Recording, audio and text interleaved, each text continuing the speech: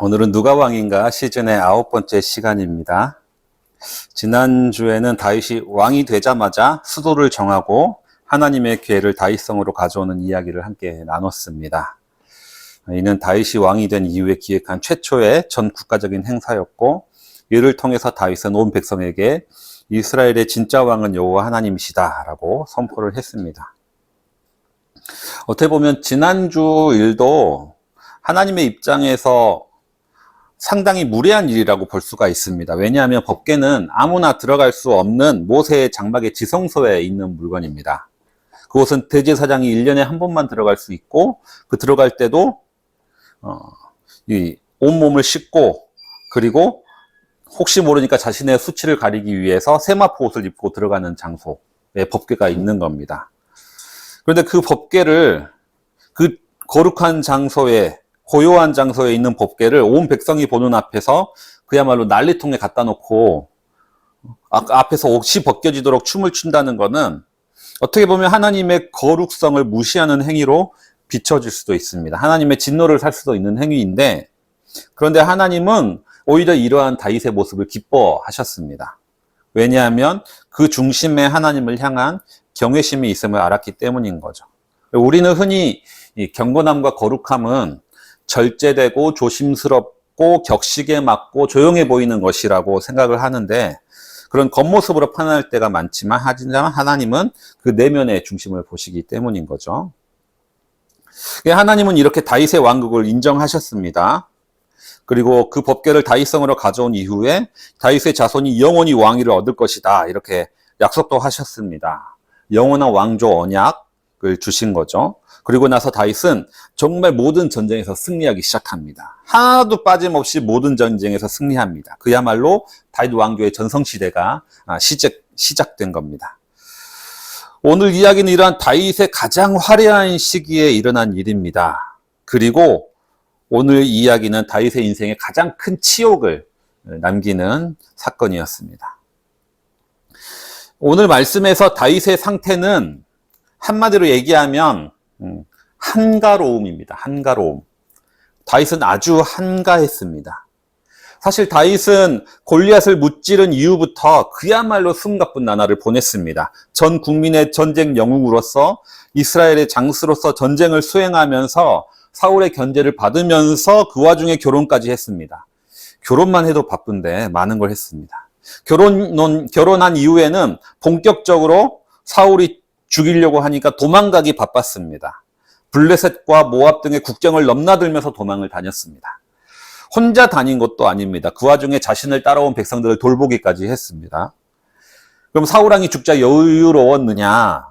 아니죠. 유다의 왕이 되면서 사울의 후계자인 이스보셋과 계속해서 전쟁을 벌였습니다. 온 이스라엘 왕이 되고 나서 쉼을 누렸느냐? 또 그것도 아닙니다. 왕이 되자마자 여부스와 전쟁을 벌이고 예루살렘의 다윗성을 건축하고 법궤를 가져오고, 뿐만 아니라 새로운 왕이 세워졌다는 소식을 듣고 이것을 기회로 삼아서 주변국의 끊임없는 침략을 받았습니다. 늘 전쟁 속에 다윗은 살았던 거죠. 그 가운데에서도 관리들을 재정비하고 조직을 강화하고 나라를 안정시켰습니다. 그야말로 15년에서 20년이 넘도록 숨 쉴 틈이 없는 바쁜 삶을 살았습니다. 여기까지 모든 것을 다 이루고 나니까 이제 다윗이 한가로워진 거죠. 물론 여전히 주변국들의 위험과 전쟁은 있지만, 이제 왕이 직접 전쟁터에 나가지 않아도 되는 시기가 찾아온 겁니다. 이제 다윗은 어릴 때 양을 치던 목동처럼 한가로이 홀로 있는 시간이 많아졌습니다. 개인 영성에 있어서 가장 중요한 것은 혼자 있는 시간입니다. 우리는 혼자 있을 때 외로움을 느낍니다. 하지만 개인 영성에서 이 외로움이라는 감정을 어떻게 처리하느냐, 이것이 영성에서의 상당히 중요합니다.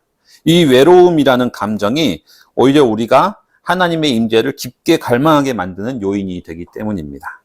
그래서 앤드류 머리는 하나님 앞에서 많이 오래 홀로 거하는 일 없이 거룩함에 이르는 길은 없다라고 말했습니다. 하나님 앞에 오래 홀로 거하는 일 없이 거룩함에 이르는 길은 없다. 헨리 나우에는 외로움에서 고독으로의 전환이 우리의 영적 성장의 방향이라고 말합니다. 외로움에서 고독으로 전환하는 것. 그리고 빌 하이벨즈는 아무도 보는 이 없을 때 당신은 누구인가 라는 책을 쓰면서 아무도 보는 이 없을 때 나의 모습이 진짜 나의 참모습이라고 이야기를 합니다. 예수님은 우리 보고 골방으로 들어가라고 했습니다. 따라서 홀로 있는 시간을 오래 갖는 것, 홀로 있는 시간을 늘리는 것, 홀로 있을 줄 아는 것, 이것이 영적 성장을 위해서 상당히 중요하다라고 볼 수가 있습니다.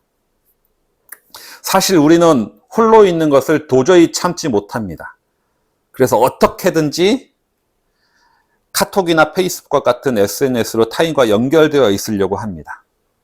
아니면 게임을 하거나 음악을 듣거나 TV를 보거나 웹서핑을 하면서 어떻게든지 내가 혼자 있는 시간을 줄이려고 합니다. 혼자 있는 것을 잊으려고 노력합니다. 겉으로는 혼자 있지만 사실 우리는 끊임없이 뭔가를 하려고 합니다.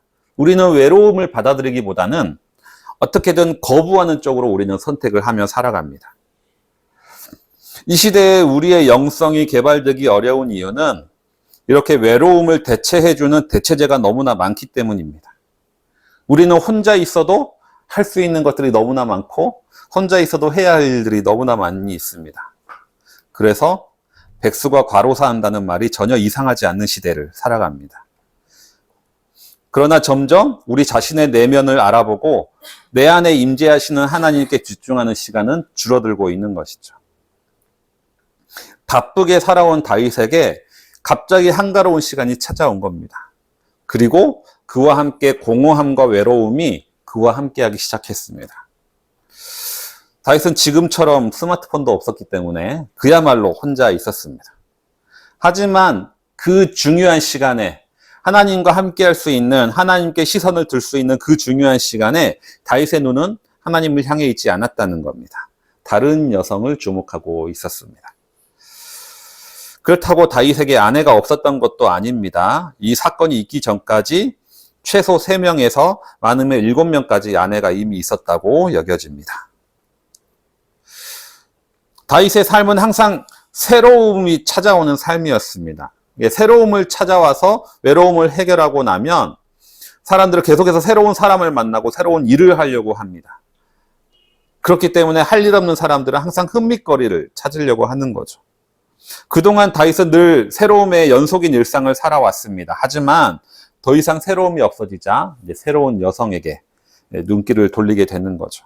그는 옥상을 거닐다가 목욕하는 한 여인을 보게 됩니다. 그 여인은 햇사람 우리아의 아내 밧세바였습니다. 그리고 그녀를 불러들여서 동침을 했습니다. 그녀는 돌아갔고 아무 일도 일어나지 않았습니다. 근데 여기서부터 이제 갑자기 K 막장 드라마가 시작되는 겁니다. 밧세바가 다윗에게 소식을 알려옵니다. 임신을 했다는 거죠. 너무나 당연하게 이때 밧세바의 남편은 출장 중입니다. 암몬과의 전쟁에 참여하고 있었습니다. 다윗에게 위기가 찾아오는 거죠. 너무나 뻔한 K-드라마 클리셰입니다. 하지만 이때도 다윗의 눈은 하나님을 바라보지 못하고 있었습니다. 다윗은 왕이 되자마자 하나님이 왕이시고 자신은 그의 종에 불과하다라는 것을 모든 백성들 앞에서 선포했습니다. 그때 다윗의 마음은 진심이었습니다. 그러니까 하나님도 인정하셨겠죠. 그 진정성을. 그런데 시간이 지나자 어느 순간 다윗의 인생에 하나님은 왕의 자리에 물러나 있습니다. 그리고 다시 자기 자신이 왕이 되었습니다.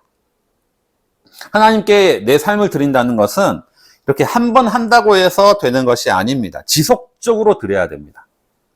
매일매일 우리의 삶 순간순간마다 하나님이 나의 왕이시고 나의 주인이심을 계속 고백해야 됩니다. 한 번의 고백이 평생 가지 않습니다. 그 이유가 무엇입니까? 그만큼 내가 왕이 되고자 하는 마음, 내가 내 주인이 되고자 하는 마음이 너무나 강력하기 때문에 그렇습니다.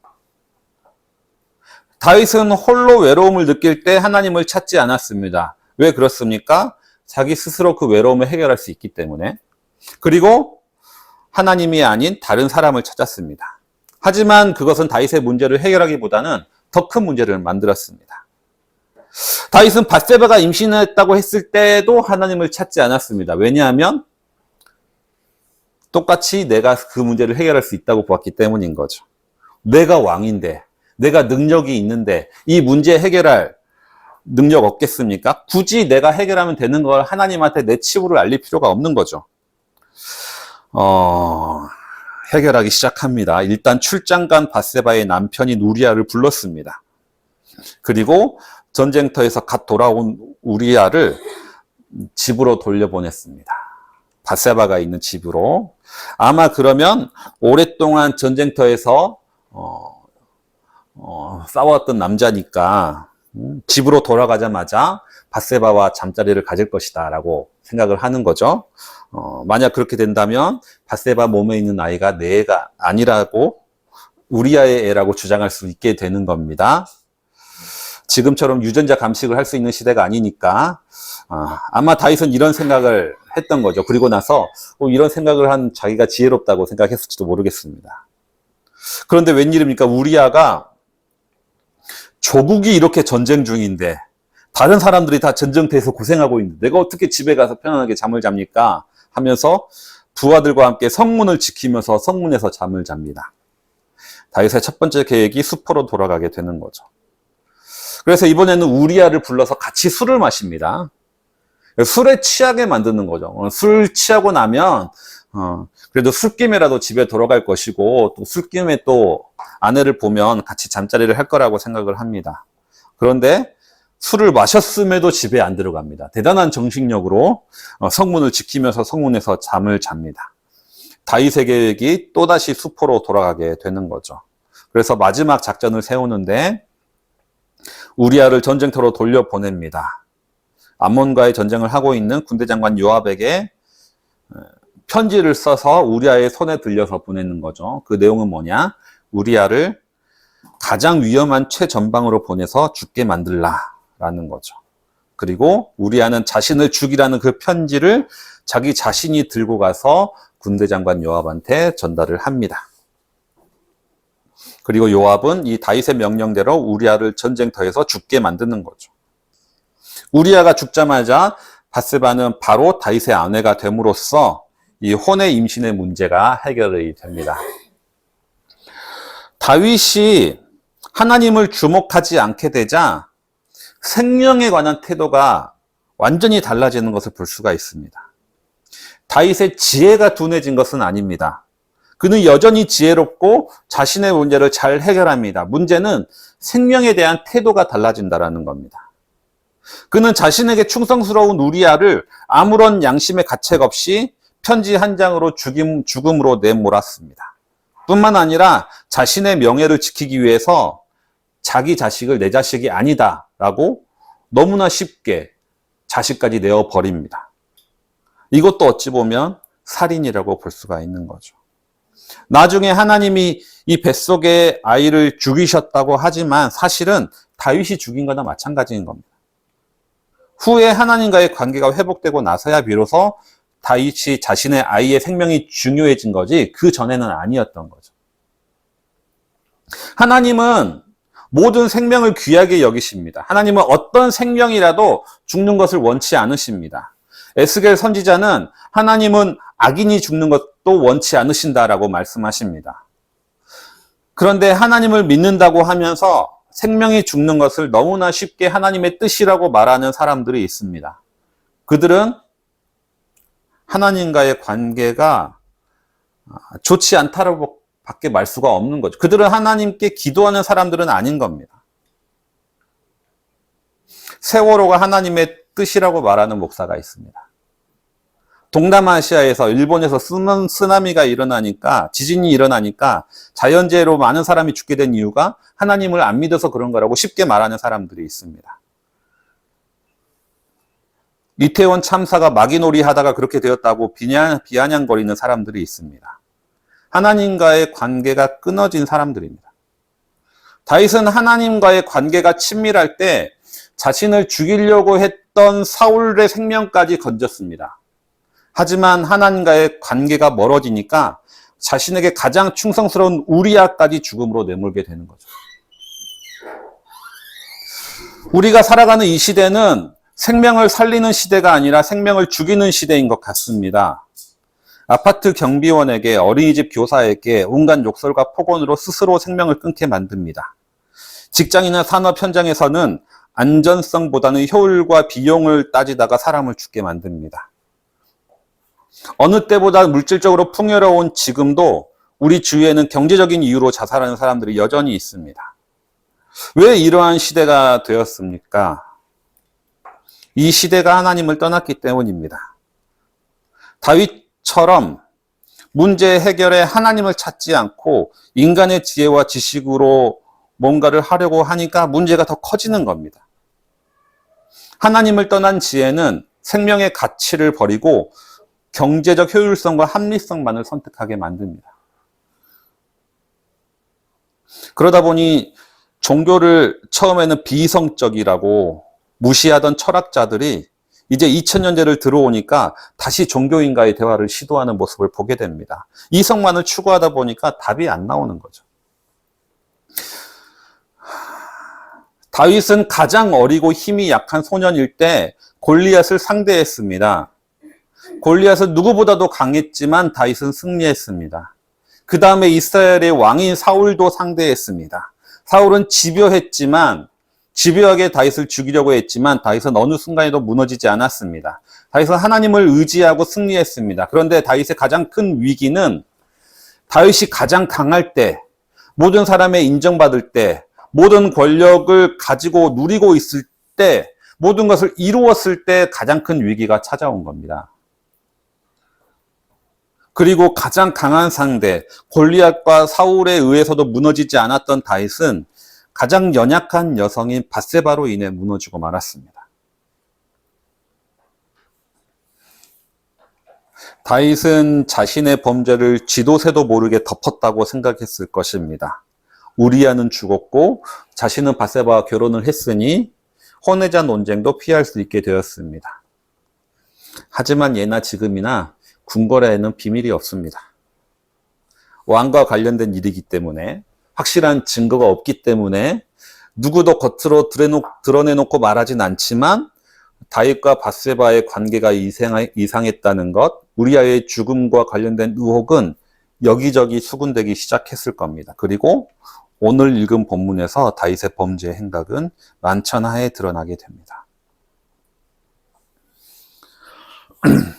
선지자 나단이 다윗을 찾아왔습니다. 그리고 하나의 이야기를 들려줍니다. 양치기 목동이었던 다윗에게 양 이야기를 한다는 것은 어쩌면 다윗이 자신의 순수했던 시절로 약간 돌아가게 만드는 그런 효과가 있었을지도 모르겠습니다. 한 부자가 있는데 양이 100마리가 있습니다. 그리고 가난한 양 한 마리를 가지고 있는 가난한 사람도 있습니다. 그런데 이 부자에게 손님이 찾아왔는데 자기 양 100마리는 놔두고 가난한 자의 양을 빼앗아 손님을 대접했다고 합니다. 이 이야기를 듣고 다윗은 분노해서 큰 소리를 칩니다. 그런 일을 한 사람은 죽어야 합니다. 그때 나단이 이야기하는 거죠. 당신이 바로 그 사람입니다. 그 순간 다윗은 변명하지 않았습니다. 왕을 모함하다니 저 인간 죽여라 라고 말하지 않았습니다. 다윗은 바로 엎드려 회개했습니다. 그는 왕놀이를 그만두고 다시 하나님의 종으로 돌아왔습니다. 사실 다윗은 왕이었기 때문에 회개할 필요가 없습니다. 내가 왕으로서 그럴 권한도 없느냐라고 말할 수도 있습니다. 증거도 없는데 왕을 모함하느냐라고 나단을 무고죄로 고발할 수도 있습니다. 그리고 궁정에 있는 다른 신하들에게 이 일에 입만 뻥끗하면 나단과 같이 될 것이다라고 경고할 수도 있습니다. 하지만 다윗은 그 순간 자신이 왕이라는 사실을 잊었습니다. 그리고 하나님 앞에 종에 불과하다는 사실을 다시 기억했습니다. 그는 하나님께 눈물로 회개했고 회개의 시편까지 써서 온 국민에게 그리고 후손에까지 자신의 부끄러운 죄가 알려지도록 했습니다. 회개란 본질적으로 하나님이 나의 주인이심을 다시 고백하는 행위입니다. 하나님이 내 주인이 아니라면 내가 내 마음대로 사는 것이 무슨 잘못이겠습니까? 하지만 하나님이 나의 주인이 맞다면 우리는 하나님의 뜻대로 살지 못함에 대한 용서를 구해야 합니다. 다윗의 회개는 하나님의 법궤 앞에서 자신이 왕임을 잊어버렸던 그 다윗으로 다시 돌아가게 만들었습니다. 자신이 왕임을 다시 잊어버릴 수 있었던 이유는 나단이 다윗을 왕으로 대하지 않았기 때문입니다. 나단은 다윗을 하나님의 종으로 보았기 때문에 꾸짖었습니다. 그리고 다윗은 또다시 채통치 못하게 눈물 질질 짤면서 회개했습니다. 채통치 못하게 옷이 벗겨지도록 춤추던 것보다 더 칠칠 맞았던 왕의 모습으로 다윗은 돌아왔습니다. 우리는 지난주에 미갈 이야기를 했나 모르겠네요. 지난주와 이번 주에 다윗을 꾸짖었던 두 명의 사람이 있었습니다. 그런데 그 꾸짖음의 방향이 달랐습니다. 다윗이 왕임을 잊어버리고 옷이 벗겨지도록 춤을 췄을 때 미갈은 다윗을 꾸짖었습니다. 이스라엘의 왕임을 기억하라고 꾸짖었습니다. 하지만 다윗을 왕으로 부르는 순간 미갈과 다윗의 관계는 남편과 아내 사이가 아니게 되었습니다. 성경은 그들의 부부관계가 그때부터 끝이 났다고 이야기를 합니다. 하지만 다윗을 꾸짖은 또 한 명의 사람이 있습니다. 나단은 다윗에게 당신이 하나님의 종임을 기억하라고 꾸짖었습니다. 그리고 그때 다윗과 하나님의 관계는 회복되었고 선지자와의 관계도 유지되었습니다. 하나님과 나와의 관계가 올바를 때 나와 다른 이와의 관계도 바르게 유지되는 거죠. 좀 다르게 얘기를 해보면 하나님과 나와의 관계가 바르게 세워질 때 우리는 민주화가 됩니다. 왜냐하면 우리 모두 하나님의 자녀이고 종임을 기억하기 때문입니다. 우리 모두가 가치의 소중함을 깨닫게 되고 생명의 소중함도 깨닫게 됩니다. 하지만 하나님과의 관계가 깨질 때 우리는 서열화가 되고 계급화가 됩니다. 말씀을 정리하겠습니다. 우리의 삶의 주인은 누구입니까? 우리의 왕의 자리에 여전히 하나님이 앉아 계십니까? 과거에 하나님을 왕으로 고백했다 하더라도 우리는 또다시 고백해야 됩니다. 왜냐하면 내가 왕이 되고자, 내가 주인이 되고자 하는 욕망이 너무나 강하기 때문입니다. 회개란 하나님이 나의 주인이심을, 그분이 나의 왕이심을 다시 고백하는 것입니다. 주신 말씀 생각하시면서 이 시간 내일을 바라보며 기도를 함께 드리겠습니다.